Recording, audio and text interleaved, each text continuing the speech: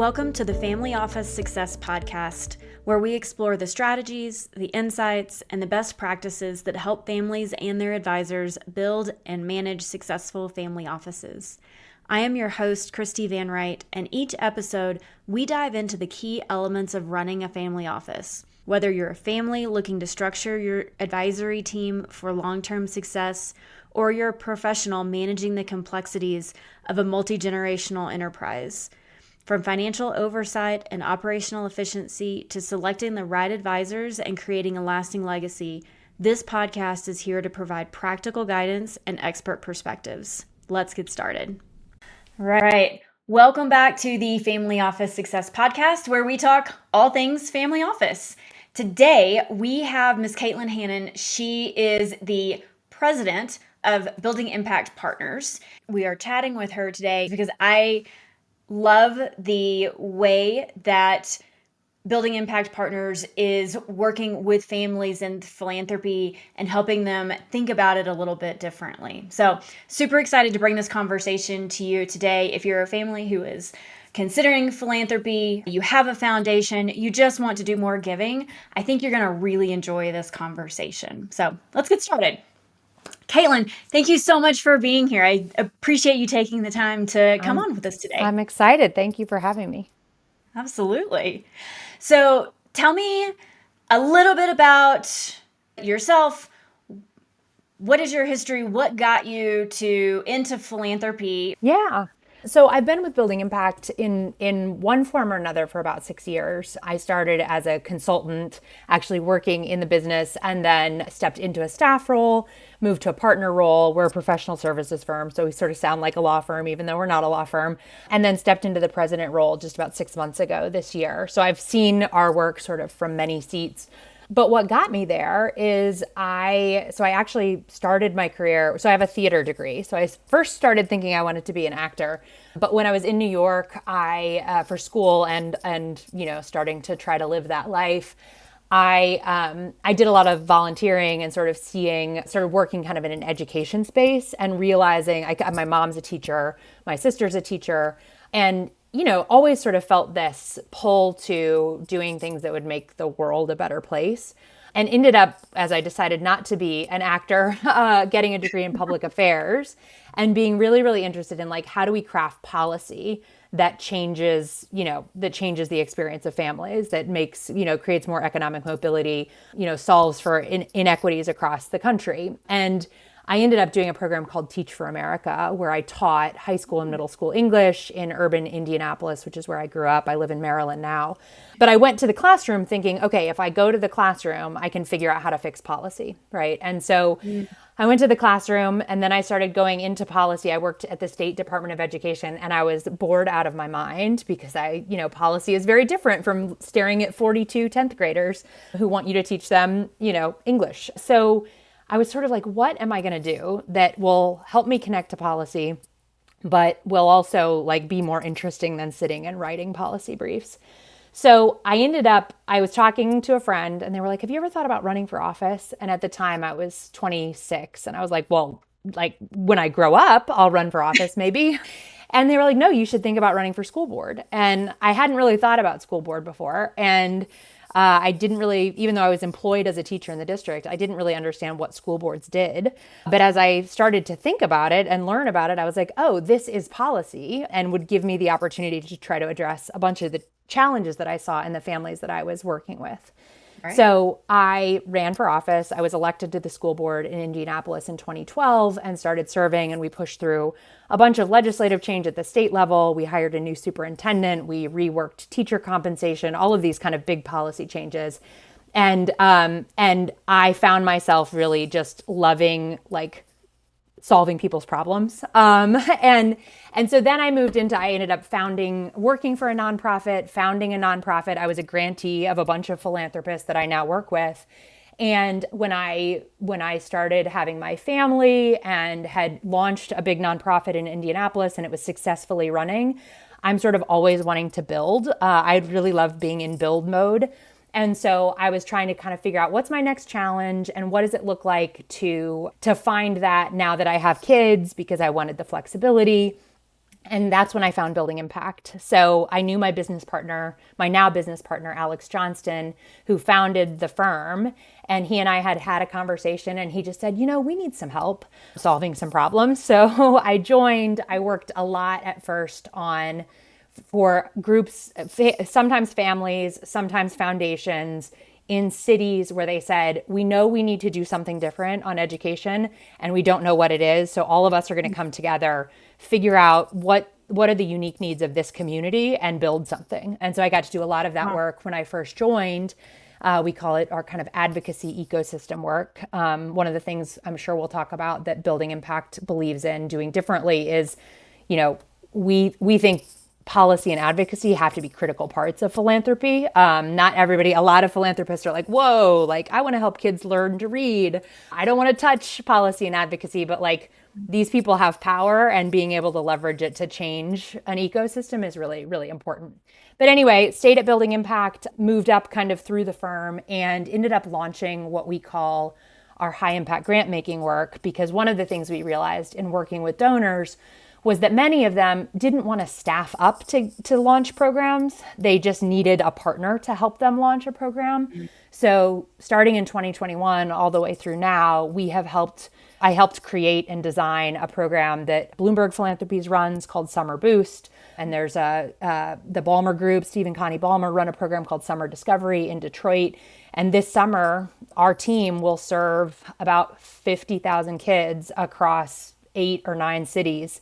And we're a team of only 15. So we do really big work. We talk about end-to-end philanthropic services, everything from like the idea to full-scale execution, it's just been a learning journey of what philanthropists really need to get from sitting on the sidelines, thinking about what they want to do, to actually getting the money out in the world.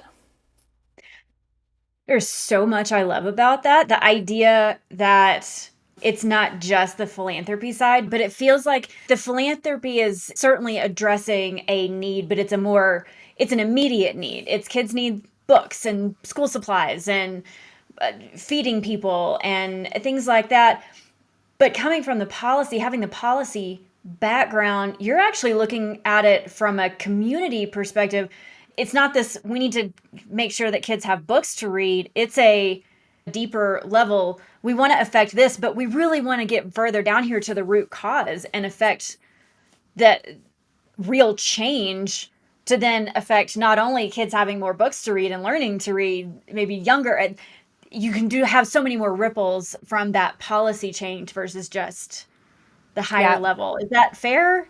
That's totally fair. Or did I just extrapolate that? No, that's totally fair. And I think it's a both and. I think it's important. I don't want to take you away from the things you want to ask, but I think, we really start from a place of what will bring, our client joy. Like giving should be joyful. It's deeply personal. It's a little different. You work with families, right? We talk about family philanthropy.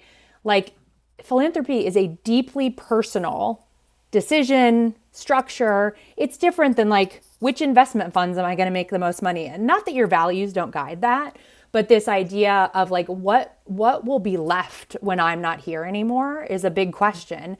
And yes, getting kids the books is like incredibly valuable. And for some people, it's deeply joyful. And why don't they have the books in the first place? And what can we do to fix the system is like the things that can outlast, the one-time program. So we love to think about both. We work more with some people on certain components of it. But yes, we definitely think about it holistically like that. I love that you can go either direction. That giving the books gives me joy. Yeah. And then someone else says, no, I want to make sure that this is a continual thing. I just think that's such a really cool part of what you guys are doing. You talk about this forward-thinking philanthropy. I feel like we just got a hint of it, but tell me from your perspective, what does that mean to Building Impact Partners?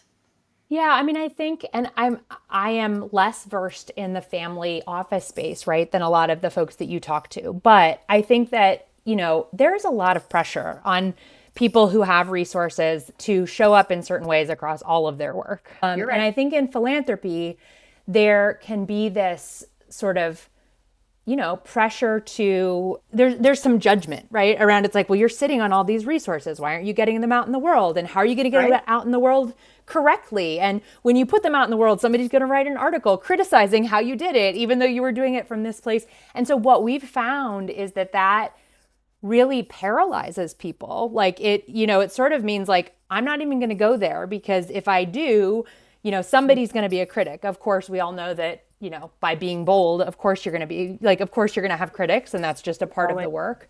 But I think when we say forward thinking, it's like we want to be disruptive to the sort of traditional checkbook philanthropy, right? I remember talking to a client who was just this was just in an offhand conversation, but she was just bemoaning like, so-and-so called and they want me to write a $25,000 check to their kid's school, right? And it's like, it just drains her energy. It doesn't make her feel excited. And when that's all you're doing on your philanthropic work is like fielding random requests from people that you feel like, oh, I got to write the check because I'm going to see them at this reception and they're going to, that's not a fun way. And so then people just kind of are like, philanthropy isn't fun. It's an obligation that I have, another obligation I have on my huge plate of obligations. And so I think we just really work both with actual, ultra high net worth individuals and their staffs to like zoom back from that and think about what could bring you joy in this process and have impact in the world. Because like, you talk about your professional journey. It's like, where's your zone of genius, and where, your zone of genius where you're really happy and you're really successful. And we feel like philanthropy can be like that.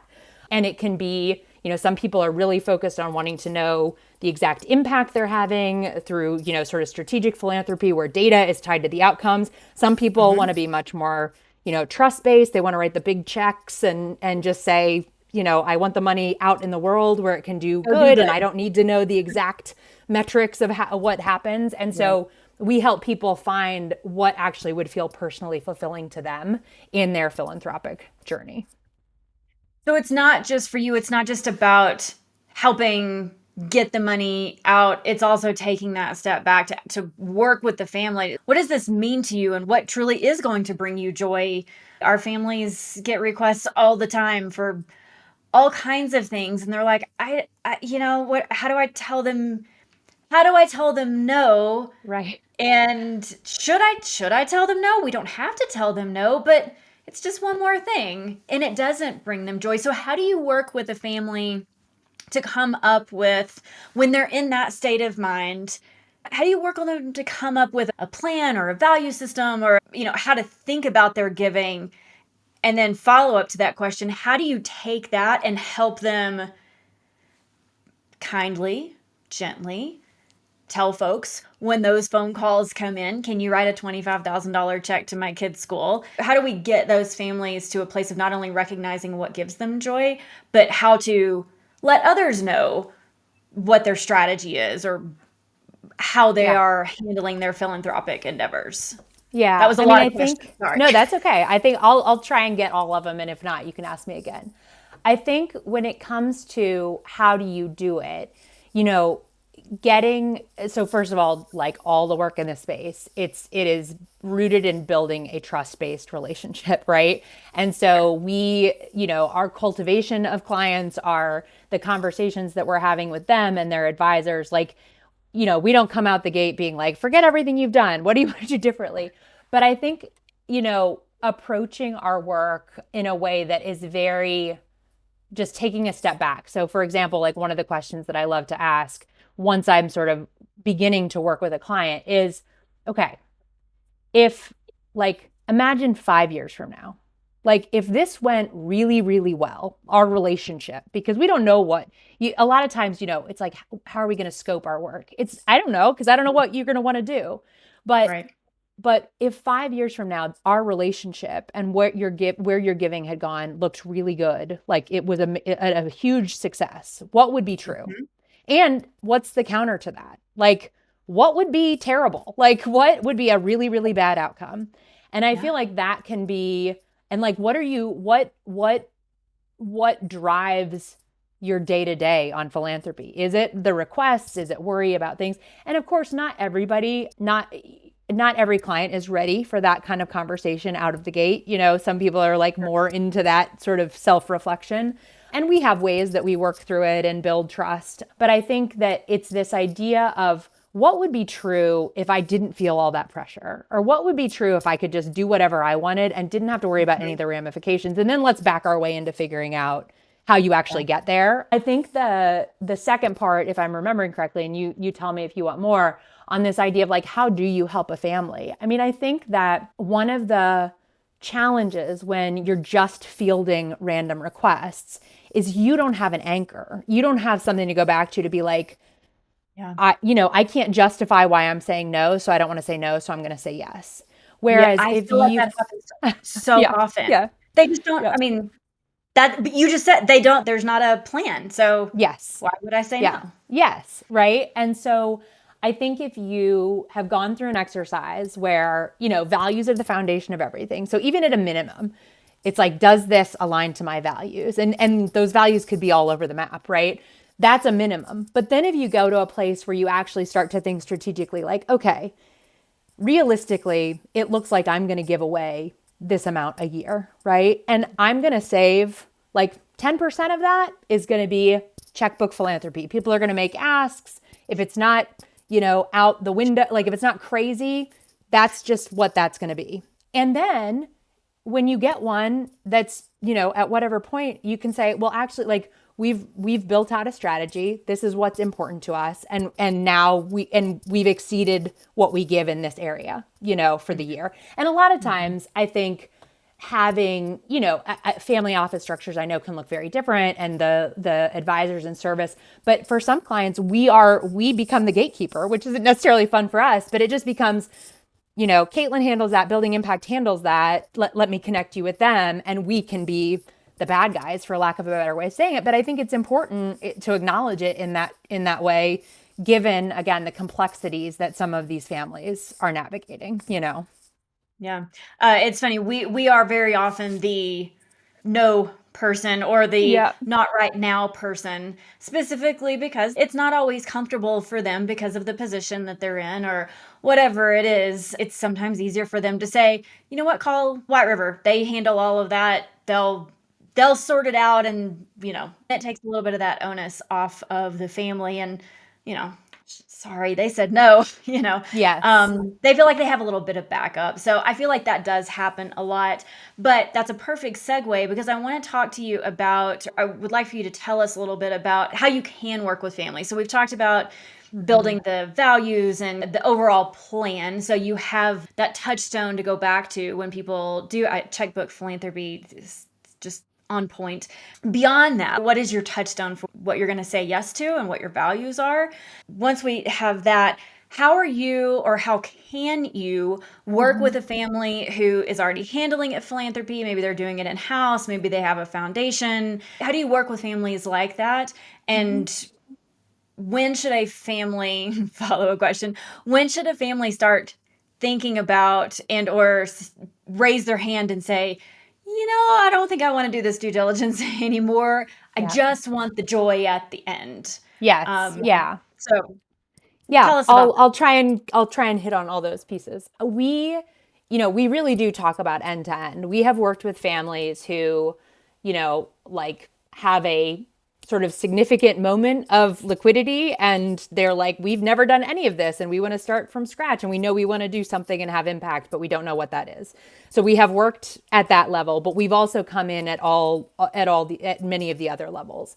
I think that we certainly love and enjoy laying the foundation of the mission and vision and values, but I also think mission and vision and values is not just the beginning, right? It's and if anything, for a family that's really getting started, that, as you said, it's a touchstone, but that touchstone can change over time. You have to keep coming back and be like, okay, here's where we started. Now we've been doing this for a little while. And do these still feel right? What feels out of alignment or doesn't feel like it's capturing, your business has values, our business has values. Sometimes we have to look at them and be like, we're not articulating that, right? The exact way that we want to articulate it.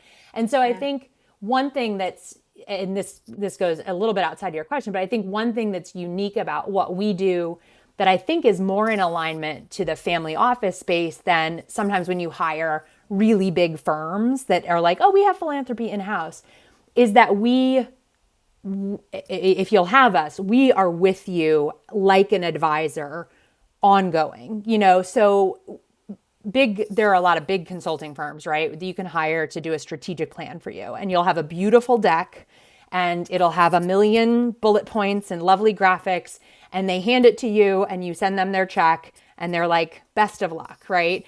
And so whatever was written as your mission and vision and values in that deck becomes like the thing. Our working style is much more to like ride alongside and figure it out as we go together, so that we're continually when you're a teacher, it's called spiraling, because you keep coming back to things and re-emphasizing them in a new context. And I think we do a lot of that. I think for a family that is more in the, we work, like we know where we work, we know what we work on. We're trying to figure out, like, are we having any impact? Is it effective? Like, what's going on there? We have come in and we do engagement with the grantees. So we will work with a client's grantees to either give them, new skills. We will convene them to help them talk about their work together, which talking about, deepening ecosystem impact. It's like, even, if you don't want to do policy, if you get together a bunch of education grantees in a community to talk to each other and like cross-pollinate, that's a huge thing that philanthropists can do that doesn't have the how many books did I give away this year kind of metrics, but it has the 80% of our grantees felt like they met someone new and can now do more in the field and have more impact kind of stuff. So I think, those are a couple of the ways. And then if you go all the way to, I think of it a little bit as a continuum, which is not perfect, but if you go all the way to the end where it's like, we have a full scale foundation, we have staff, like we just can't pull off this thing. We also do that. Right. And so, we want to experiment in this new, we've been doing education. We want to do climate, or we want, we've been in these 3 cities. We're looking at this 4th. We will do a lot of the due diligence and learning. For us, another part of forward-thinking philanthropy is a philanthropist who wants to hear from the people that they want to impact in terms of design, not just think about what do I want to do, but like, what does this community actually want and need? And so we'll do a lot of that work, engaging stakeholders to help inform what the strategy ultimately is, because we all know that, with wealth comes a lot of power and responsibility. And we think that philanthropists should be aware of that, the privilege that comes with it, and how they could show up in a community as like, I'm here to save everybody, versus sort of saying, hey, I want to hear from you all what this community needs to solve this problem that I've been really interested in following. I don't know if I hit everything there, Christi, but that was... You did. I absolutely love the concept of, it's not, yes, we're giving, we're philanthropic minded. We want to leave this world a better place than how we found it. The idea of actually becoming part of a community, or having someone like you be a part of a community, bringing those community services together to say, what do you actually need? What will be helpful here? Like we said, we keep going back to this book analogy. Sorry about that. I know, it's fun. But it's I love an easy, books, so it's good. I do too. It's an easy one to go back to, because everybody thinks about, I'll add books to the school library or the public library, when the reality is they actually need something so much more significant that another book doesn't exactly move the needle, but something else will. And so digging in, or having someone like you dig in to figure out what that looks like, that feels so like it's so much on a different giving level and thought process than just, I'm going to write a check to one of the local 501c3s because we've done it every year and we think they do great work. It's just a different level of giving. I feel like all living and giving is wonderful, but that's a different level of giving. I mean, all of us, not to interrupt you, but all of us, the 4 partners in the firm, all have actual practical experience having launched and run nonprofits. And I think that makes us really unique. Like, none of us kind of came up as, consultants, or like, we all have all of us have started nonprofits basically and run them.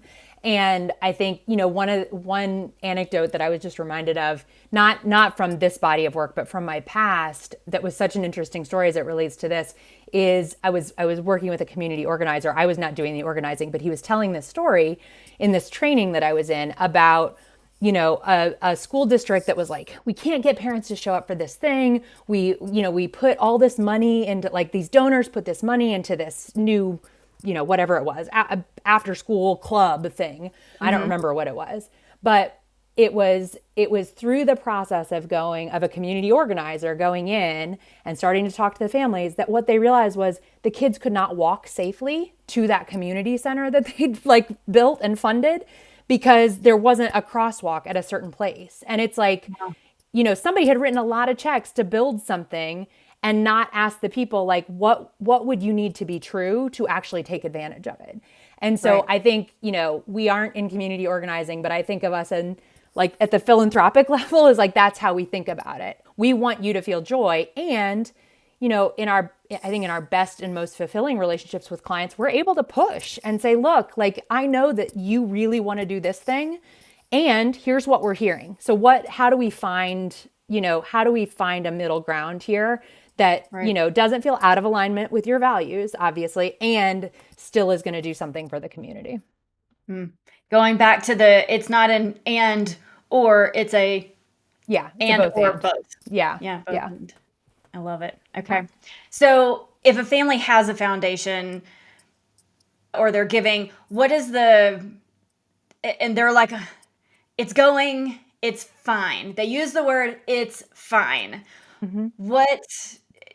Maybe that is the catalyst. Maybe I answered my own question, but what if a family is at that point, what should push them or help them think hey, maybe it's time to call and ask for some help, whether it's you, whoever it may be. What are some of the things that, if they're not quite sure that they don't realize they've gotten to fine, what would be a catalyst for a family to call you?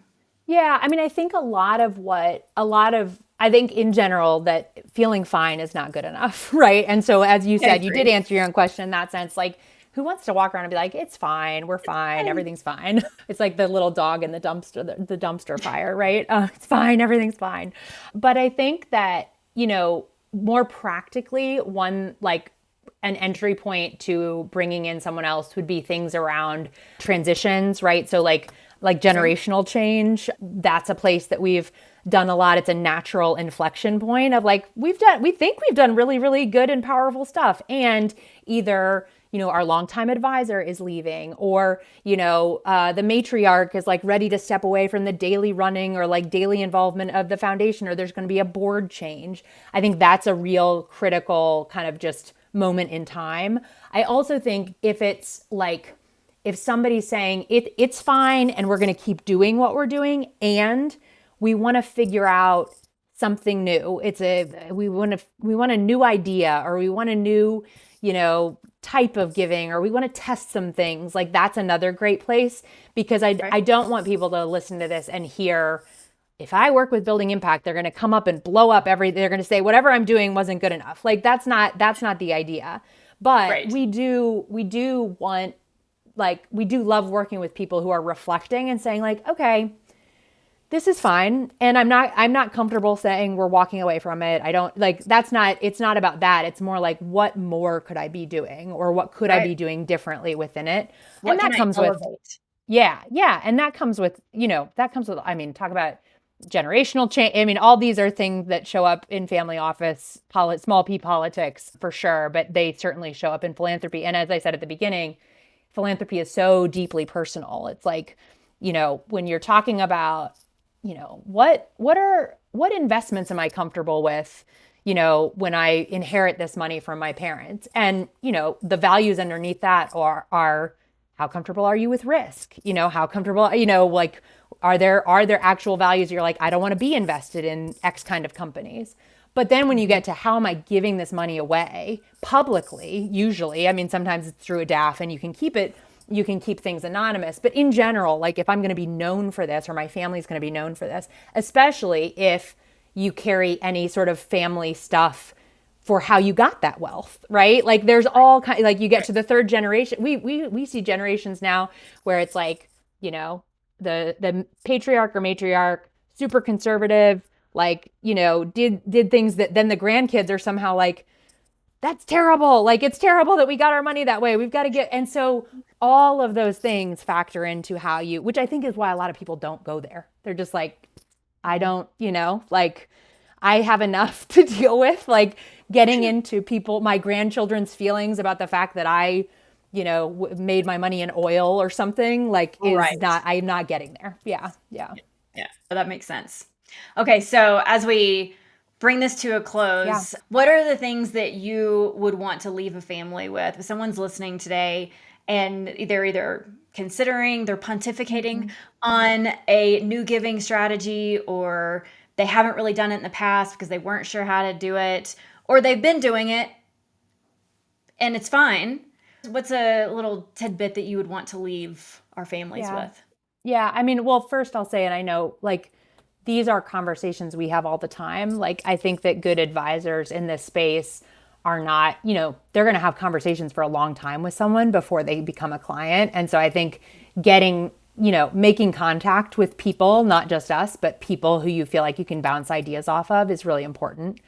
And I think, you know, separately from that, just giving yourself a little bit of space to like dream. I think I think a lot of people probably, I mean, I am not, you know, I have no need for a family office, I'll put it that way. And so I didn't grow up in that world, but I can imagine and have witnessed all of the complexities that come with that can actually feel very, very constraining. And so if you can give yourself a little bit of space to safely set that aside, and with a partner, a trusted partner like us or anybody that you, is to just think about like, what could be true? Like, what could we think about if I didn't feel like if I did this, it would look bad, or my family would be mad at me? Like, set that stuff aside and think about what would be possible. What would you do if you didn't have the constraints? And then we can layer back in the constraints and think through it. But I do, you know, if you talked to me before I ever got in this space and you were like, it's really hard to have a lot of wealth, I would be like, yeah, okay. Like, you know, sure. But I really, really appreciate the complexities, and the complexities of, just so you know, for anyone who's listening who is on staff. And so they're not the family member, but they're on staff and they're thinking about, well, I would love to do that, but like, I know my principal is not going to want to do that. And so how do I, like, we work with those people too. It's helping you navigate, how do you influence, you know, how do you influence the family member you're working with? How do you think about executing on their wishes, but find ways to push them on things? I do think though, like I'm a big, like, start with a blank page. What would be true if we didn't wake up every day thinking, but I can't do this, this, this, or this because of all these other things. Got it. Love it. Okay. Caitlin, how do people find you if they want to have a conversation and talk about philanthropy? Yep. We are at buildingimpactpartners.com. My bio's on there and my contact information. So that's probably the easiest, buildingimpactpartners.com. And then I'm on LinkedIn. So folks should be able to find me there as well. I don't know if you do show notes, but we can put it in there. We absolutely do. I will link to the website and I'll link to your LinkedIn as well. Awesome. Caitlin, thank you. This has been a great conversation, and I so appreciate you spending some time with us to help families understand that wealth can feel constraining, specifically on the philanthropy side. It's not as easy as just having an open checkbook. And there are partners like you who can really help them think through some things when they feel like they're in the fine situation, or want to think through their philanthropy a little bit deeper than just the checkbook. So Thank you very much for your time. Thanks for having me. All right. Have a great afternoon. You too. Bye-bye. Bye. Thank you for joining me today on the Family Office Success Podcast. I hope you found this conversation insightful and valuable as you navigate the complexities of family office services. If you're looking for more ideas or resources, or want to explore how we can support your family office or your family through services and training and strategy, connect with me on LinkedIn or visit our website at whiteriverconsultants.com, and be sure to subscribe to our newsletter for updates and expert insights. And if you're ready to take your family office to the next level, consider joining our mastermind where we can help you manage that chaos and create better outcomes for the families you serve. Until next time, I'm Christi Van Rite, and this has been the Family Office Success Podcast. Take care and keep building for the future.